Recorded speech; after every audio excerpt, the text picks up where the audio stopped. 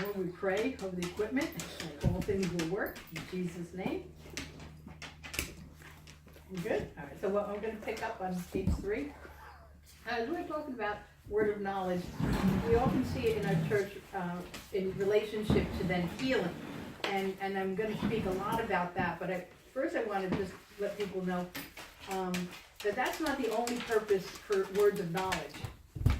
And in this book, The Healing Breakthrough, which is by Randy Clark, which is a really excellent, I don't want to say simple book, but it's clear. It's like this book is obviously written by somebody with a PhD. There's a lot of words I had to stop and think about, and this book's real clear, easy reading. And so what Randy Clark says in here about word of knowledge, that he talks about a man who in his country holds the highest position in the field of engineering. Yet this man only has a bachelor's degree, but he oversees many people who have PhDs and are way more educated in that arena. But the reason this man has this highest position is because whenever there's difficulties and nobody can come up with a solution, this man prays and God gives him a word of knowledge. And he gets the answers. And because he's always the answer man, he's been elevated to that position. And then Randy also speaks of another man, he says, who is a scientist at one of the greatest universities in the world. And this man received an award-winning he received an award for a formula, and the formula came from a word of knowledge. So words of knowledge aren't just, don't put them in a box that if I get a word of knowledge, it's just to go on a treasure hunt and pray for somebody to be healed. You know, God can use them for many, many arenas. And I think as we grow in our gifting of words of knowledge, there are going to be times when he's going to use them very often to help heal people. But as you grow in the gift and it becomes more your gift, you're going to have this wider range of places where it's going to be needed. And it often is paired up with other gifts. Gifts often work well in pairs. You know, the word of knowledge often will open the door for the gift of healings, because we'll get that word of knowledge. Our faith will increase. If it's somebody who knows a little bit about God and we explain to them, you know, I think God just told me this through a word of knowledge, and their faith goes up. And then through the increase in faith and the gift of healing, we're more likely going to see healings. But also it can be paired with wisdom. If God gives us a piece of information, something that other people might know, but we don't know, and now he gives it to us, and then he gives us wisdom on top of it, how to use that information, then we may come up with award-winning formulas or solutions to problems that nobody else can come for. And so, you know, other areas and doorways are going to be open for kingdom purposes. You know, they're never just so that we can get elevated in our position, but, you know, they're for the kingdom and for the others and for the glory of God. But, you know, just know that it's not just for healing, even though we're going to kind of start on that level. And in Romans 1:16 and Matthew 22:29, when we, you know, meditate on those verses, what they tell us is God's words are the power of God. And, you know, with his spoken word, he created the universe. And with our spoken words, we create things also. And so when we get words of knowledge, they're not just for us to think about and to keep in our mind and in our heart, but we have to reveal them. We have to speak them out. As we're speaking them out, the power is released. So you know, so know that. Don't think, well, I got the word of knowledge, now I'm just going to pray. It should go along with, you know, I think God has revealed to me. You speak it out, and as you do, power is released.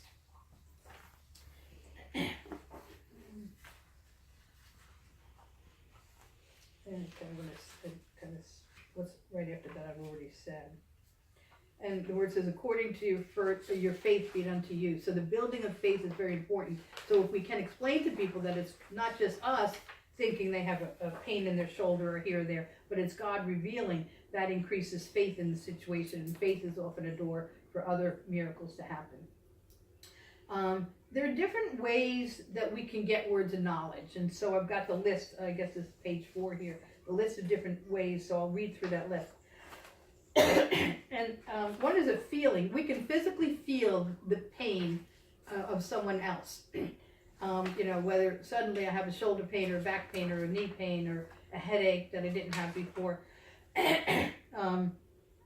or weakness or a throbbing or even a vision change. We can't see very well all of a sudden and then we see fine again. That could be a word of knowledge for somebody's vision. So we can actually feel it. We can see it, which is like a mental picture. You know, I just have a thought in my imagination. I just saw a little girl fall down a hill. That could be a word of knowledge. So you can feel it, you can see it, you can read it. I don't know that I've ever read it, but I've heard Pastor Chris say sometimes he'll see written across someone's forehead or over their head or on their chest a word, and that's the word of knowledge. So some people it comes through an ability to read it, like almost like a banner or a newspaper headline that's going across the page. An impression, and that's often the way I get them. And it's just a sense in my mind, or in anyone's mind, that someone has a particular condition, that the Holy Spirit has spoken the word to you. It's just a mental impression. It's just, I kind of think, I kind of know. Not quite sure why, but well, we know why, but it's just a sense. And another way to get them, I don't think is as commonly, but I've certainly had this one too, is speaking it. While talking to someone, suddenly something rolls out of your mouth that you didn't have much premeditation about, and then it turns out that that's very important in the situation. That's a word of knowledge for the situation. So it can happen through speaking. It can happen in a dream. And certainly if it happens in a dream, it's probably not for somebody right there, but it may be for the future. But you can dream it. You can dream about a condition. You know, in a dream, you may see an accident happen, or you may see somebody in a hospital bed or some such. Or you may even dream that you have that problem. And so it's not really forecasting doom and gloom, but it's a word of knowledge. It's just often in dreams can be like parables. They're representative of other things. So sometimes even if you dream that you have something happen in a dream, it may not be that it's going to happen to you, but it's a word of knowledge for someone else. Or Randy Clark says another way is through experiencing it, which is similar to dreaming it. It's like having a vivid vision while you're awake, that it's going to happen, and it's so strong that it might almost even happen. Like you might be walking and suddenly stumble, and you're like, you know, that's crazy. Why did I stumble? But before you stumbled, you might have had a vision about it. And all the gifts and empowerments of God, we need to be intentional about asking for. Like Barbara was saying, when she had treasure hunts, would get together and pray first. We'd spend time in worshiping the Lord and praying and asking specifically, God, give me words of knowledge. And I think it's important that no matter what we're praying for, whether it's for increased faith, gift of healings, as we're intentionally asking, then when we receive, we can have more appropriate thanksgiving. You know, if you get things you didn't even ask for, it's not as easy to say, thank you, Lord, I've been asking and now I received. And that is appropriate. When we get something, it's appropriate to thank Him and recognize and give Him glory for it. And so when we're intentional about, Lord, let me know, you know, where we should go to pray for healing. Let me know what you want done in this situation. So be intentional to ask for it.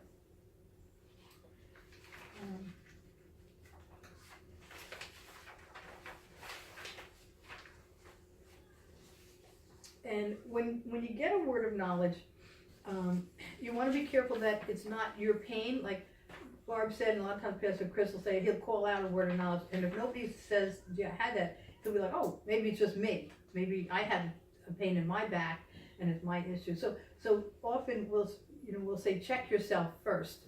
You know, do I have any aches and pains? Has my hip been bothering me? So if my hip starts bothering me again, maybe it's just my hip bothering me. It might not be a word of knowledge. So, you know, when you're asking for words of knowledge, certainly consider what's norm for you, and so that you won't take that as if it's for someone else. And be very clear. If whatever it is, you want to speak it out. You don't want to change it or add to it. And Randy Clark tells a story about, he had a word of knowledge about someone who tripped over a green hose. And so Randy said, someone tripped over a garden hose. Well, it wasn't a garden hose. It was a green hose that was in an industrial building, and it wasn't a garden hose. So the man who was injured by tripping over this green hose couldn't receive the word of knowledge because Randy said a garden hose. Accidentally. He in his mind, he saw a green hose, and he thought of his green hose at home that is in his garden.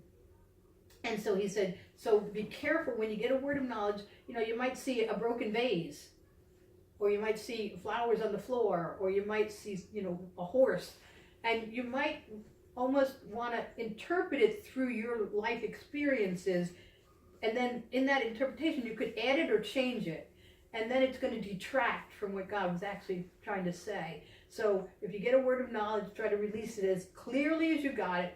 Don't change it, add to it. Don't think, oh, that's not important, I'm not going to say it. If God gave it to you, it's important. So keep that in mind when you're getting words of knowledge. And then there's a bunch of verses that are actually encouraging and also in a fashion commanding that as we receive the gifts, we're to use them. So if we want to rightly obey God, and loving Him is obeying Him, it's like I truly loved your testimony this morning, because you said it's still hard, and I'm getting more things to do in the kingdom, and I'm just pushing through and doing them. And that's what these verses are telling us, that with words of knowledge, yes, in the beginning it may seem like you gotta push through it and work at it, and it's not coming easily and comfortably, but as you do it, it'll get easier, it'll get comfortable, it'll get filled with joy. But in the beginning, there's a part of us that has to work through it. It's kind of like breaking through a wall, and then there's such a great release. But in 1 Peter 4:10, there's a couple verses on this page, and then Romans 12:6 and 2 Timothy 1:6. These are verses that are addressing that very area. 1 Peter 4:10 says, as each one has received a good gift, employ it in serving one another as good stewards of the manifold grace of God. In Romans 12:6 says, since we have gifts that differ according to the grace given to us, each of us is to exercise them accordingly. And 2 Timothy 1:6 says, I remind you to kindle afresh the gift of God which is in you. And all these are God Himself encouraging and commanding us to use spiritual gifts. We're told to employ them, to kindle them up afresh, and to exercise them. And so these are telling us we have to work, we have to practice, and we have to do it repeatedly. We have to exercise them. And when you employ somebody, you're putting them to work. When you're exercising them, it's a repetitive workout that you're doing. And so even with the gift of word of knowledge, at first it's going to seem like that. At first it's going to be a little scary, and it's going to not be that comfortable. But you push through, and God brings you from glory to glory, and you may see people healed of things, and you don't want them deprived of that. The more you step out in them, the more you'll recognize them. And we all make mistakes. I love Richie Seltzer. When he preached in our church, towards the end of one of his preachings, he said, someone was led to Christ because of 10 wrong words of knowledge. He went up to somebody and said, I'm thinking God says you have a pain in your shoulder. Nope. Where's the other shoulder? Nope. How about your knee? And he went down like 7 or 10 different conditions, and the man was like, nope, got none of those. They're all wrong words of knowledge. But Richie was humble, and his heart was pure and loving and kingdom-minded, and so the man didn't get upset, didn't get angry or frustrated and say, leave me alone. Rather, a conversation opened up, and he led the man to Christ.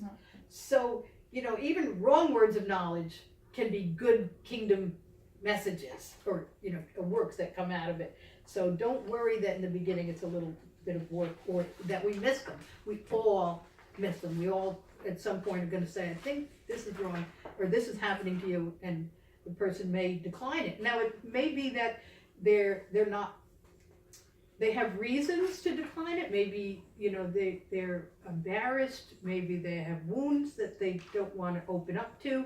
So sometimes your words of knowledge are right, but the person's going to say no, or the person just won't say anything. So they'll be like sitting like a deer in the headlights, and they'll be like, yeah, I do have chest pain, I do it, but they just can't speak it out. So it doesn't mean your word was wrong, even if it doesn't seem to be received right at that moment. Just say, God, pretty sure you gave it to me, and then leave it to God.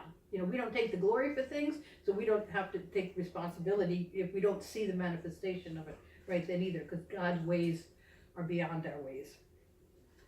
And always be humble in how you release them.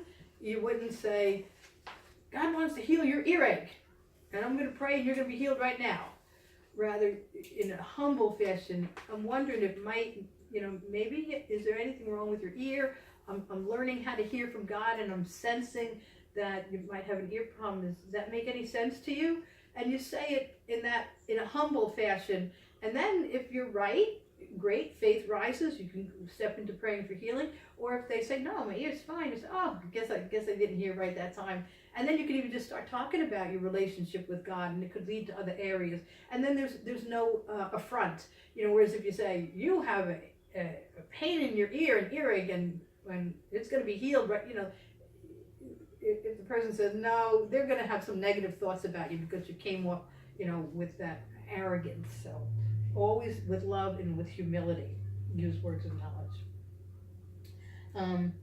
Don't exaggerate them. And the more specific the word is, the more faith that can be built up in the situation. So do release every little detail that you're sensing. And sometimes as you begin to release a word of knowledge, you'll get more as you're speaking it. And so even if you only get a little bit to start with, release it, because suddenly you may find you're saying more than you realized. That happens a lot. And don't let fear rob you of walking in your kingdom ways. Fear is one of the enemy's major tactics against us in the kingdom, and it robs us of the intimacy with God. It's such a joy to minister to people through God, and it's allowing the enemy to rob the person who might have been healed and touched by the Lord. So we need to overcome. And fear, everybody has fear. People who appear to be brave, or people who have fear but don't let fear stop them. Like you, I've just been pressing through anyhow. Probably a little piece in there is like, gee, I'm not so sure I want to do that, but you still say, but I will. Like Jesus himself said, not my will, Lord, but yours. Because part of him had this fear of the crucifixion. But those that are brave and kingdom-minded and know that it's God's strength will bring them through all things are still willing to walk it out. So being brave doesn't mean you're not afraid. It just means you didn't let the fear prevail and take hold of the situation and dictate the situation. So do all things in love. In prayer time, ask specifically for words of knowledge, and they're very faint words of knowledge. Usually, sometimes some people get them significant. They're like, my knee is hurting me. Will somebody please admit they have a knee pain so my knee will stop hurting? but that's not often the way they come. Often it's like a little butterfly just whoosh and it's gone. So it's almost a millisecond. Oh, I think I had a picture of something. I think I had a feeling of something, and it's quick and it's faint. And so you have to get attuned to not dismissing them. It's easy to negate them and say, oh, what am I thinking? And then just try to forget it as if it didn't even happen.